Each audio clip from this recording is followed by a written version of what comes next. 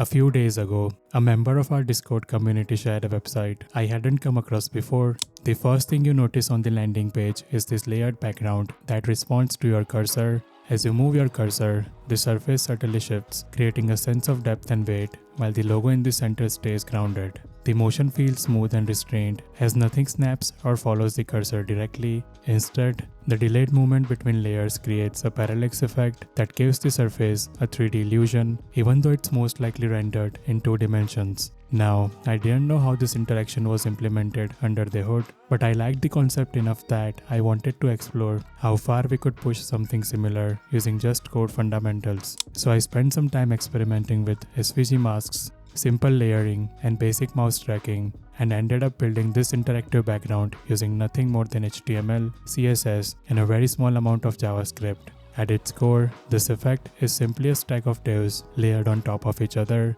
each with a masked cutout and subtle shadows to create separation, combined with staggered motion driven by cursor movement to produce that fluid, organic response. In this video, I'll walk you through the entire setup step by step and break down how you can create these kinds of interactive visuals using very minimal code. If you find these kinds of rebuilds helpful, make sure you leave a like on the video and subscribe to the channel if you haven't already. And if you'd like to access the source code for this project, along with hundreds of other similar micro projects and a brand new website template every month, you can check out the Pro membership via the link in the description. Alright, let's jump into the code.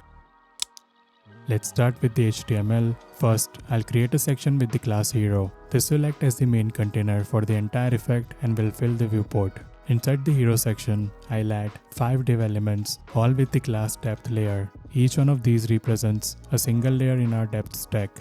Inside every depth layer, I'll nest another div with the class depth mask. We'll use the depth layer to handle positioning and movement later on, and the depth mask will be responsible for the visual shape of each layer using CSS masking. These 5 layers will sit on top of each other and form the soft, layered surface you see reacting to the cursor. Next, we'll add one more div with the same class, depth layer. But this time, instead of a mask, inside this layer, I'll add a wrapper div with the class logo and place a simple PNG image inside it. This layer will stay centered and move along with other layers while visually anchoring the entire composition. And that's all we need for the HTML structure. Let's move on to the styling next. First, I'll start with a basic reset. I am removing all default margins and paddings and setting box sizing to border box on every element. Next, I'll style the hero section. This element is positioned relatively, so all of depth layers inside it can be absolutely positioned against it. It spans the full viewport height, uses a solid background color, and has overflow hidden, so none of the moving layers ever spill outside the visible area. Now let's look at the depth layer styles. Each layer is positioned absolutely and made significantly larger than the viewport. The idea here is to give each layer plenty of space to move around without ever revealing its edges. By offsetting it beyond the visual bounds, we can freely translate these layers based on cursor movement and still keep everything fully covered. I am also adding a will change property on the transform. This is just a small performance hint to the browser, letting it know that these elements will be moving frequently. Next comes the depth mask, which is where most of the visual magic happens. Each mask fills the entire layer and uses a combination of 2 masks. The first is a solid base mask that makes the whole layer visible. On top of that, we apply an SVG mask that's centered and scaled using a custom CSS variable.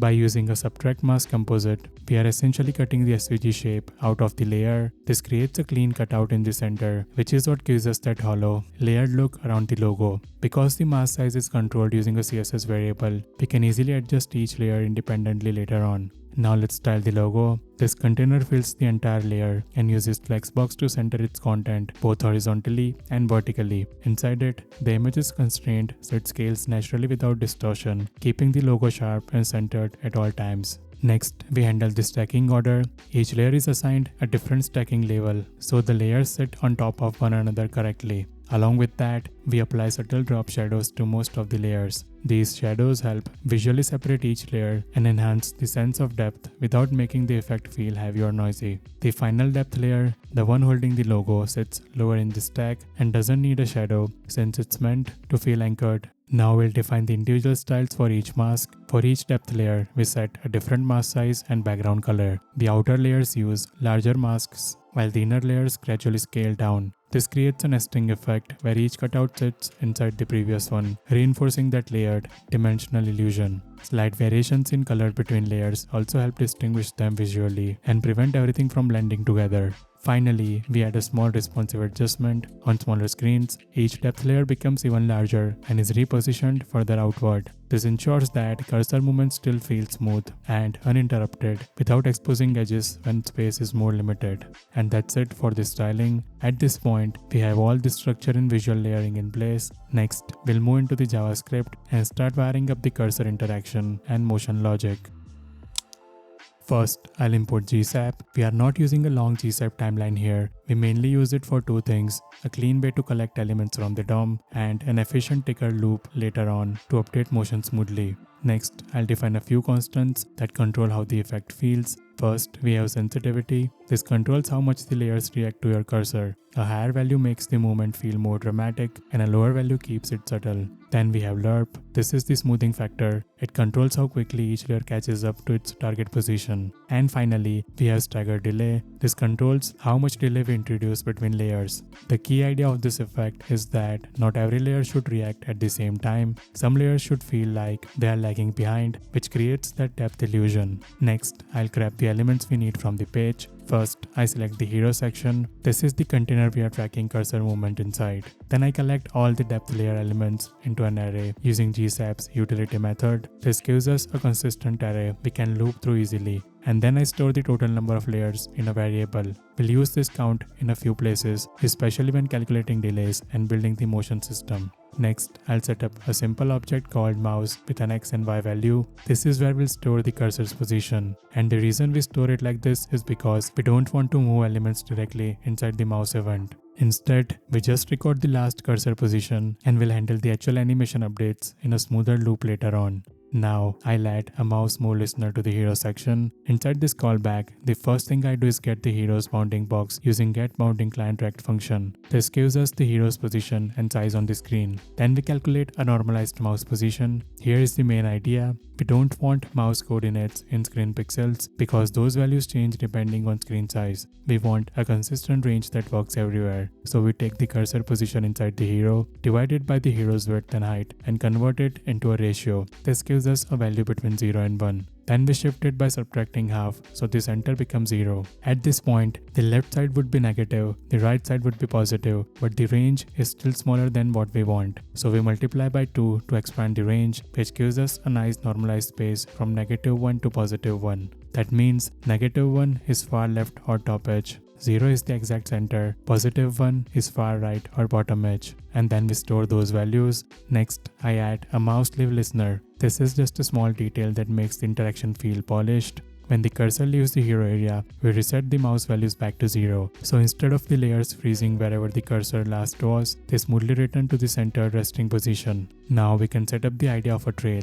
The effect we want is not just parallax. We want each layer to follow the cursor with a different delay. One simple way to do that is to store a history of recent cursor positions. So next, I calculate a buffer size. This determines how many past cursor positions we should keep in memory. We base it on two things: how many layers we have and how much stagger delay we want between them. The more layers and delay we use, the more history we need, so deeper layers can pull from further back in time. Then I create an empty array called cursor trail. This will store those past cursor positions as the user moves the mouse. Finally, I build a new array called layers. This array maps over each depth layer element and creates a small object for it. Each object stores a reference to the DOM element, a delay value for that layer, and a current position starting at 0. The delay is calculated so that the top layer reacts first and the other layers react later. That's why we subtract the index from the total count. It flips the order and creates a proper depth stack.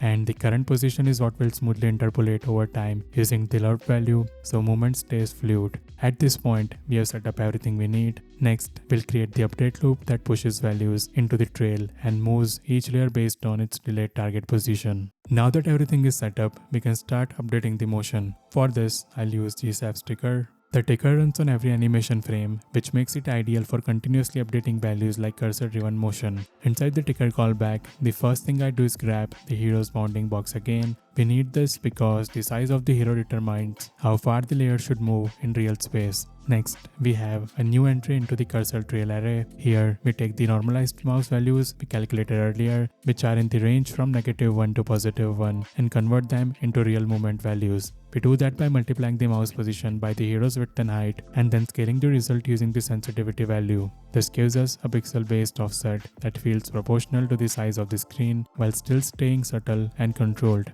Every frame, a new position gets added to the trail.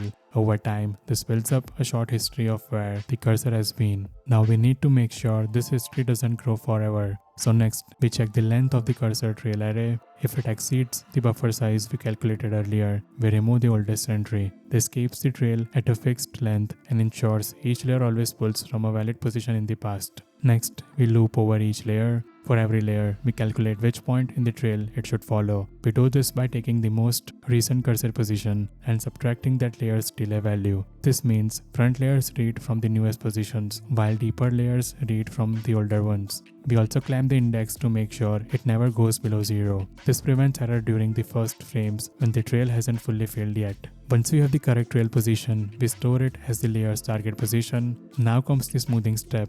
Instead of jumping straight to the target, we interpolate toward it using the loop value. Each frame, the layer moves only a small portion of the distance between where it is now and where it should be. This gradual catch-up is what gives the motion its soft, fluid quality and removes any jitter or sudden movement. Finally, we apply the updated position to the layer using GSAP's set method. We only update the transform values here, which keeps the animation performant and smooth. And that's the entire motion system. That's it for this build. Hope you found the video helpful. See you in the next one.